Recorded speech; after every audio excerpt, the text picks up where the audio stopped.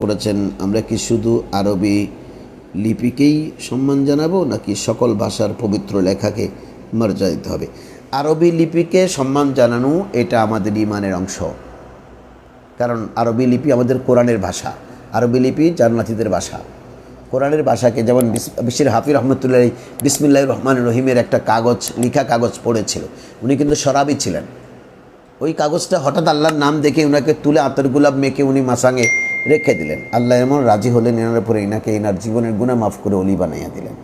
ঠিক এক্স্যাক্টলি আরবি লিপিকে আপনি যখন তাজিম করবেন, আল্লাহ আপনার উপর সন্তুষ্ট হবে, আপনার গুনাহ মাফ হবে, আপনার বুজুর্গি বাড়বে, সবই ঠিক আছে। তবে জ্ঞানের জগতে যত বিষয়ে জ্ঞানের ভাষা আছে সব ভাষাকে আপনাকে সম্মান করতে হবে।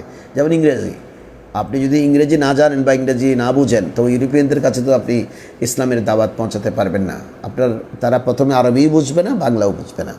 সুতরাং ইংরেজিও কিন্তু জ্ঞানের একটা পার্ট। ঠিক বাংলা, আপনি যদি ভালো বাংলা বলতে না পারেন, বাংলাদেশের মানুষকে ওয়াজ নসিহত কোরআনের কথা কীভাবে বোঝাবেন? শুধু কোরআন শরীফ পাঠ করলে তো মানুষ বুঝবে না। আবেগ সৃষ্টি হবে কিন্তু কোরআনের রহস্য উন্মোচিত হবে না।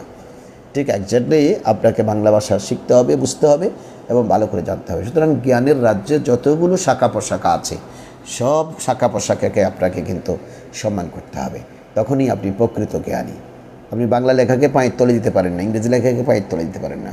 আমরা কিন্তু আমাদের দেশে দেখতে পাই সেরকম, যে পত্রিকার কাগজ দিয়ে প্রতিদিন ওই ঝালমুড়ি বিক্রি করার প্যাকেট করা হচ্ছে এবং সেটা নিয়ে মানুষ ড্রেনে ফেলে দিচ্ছে।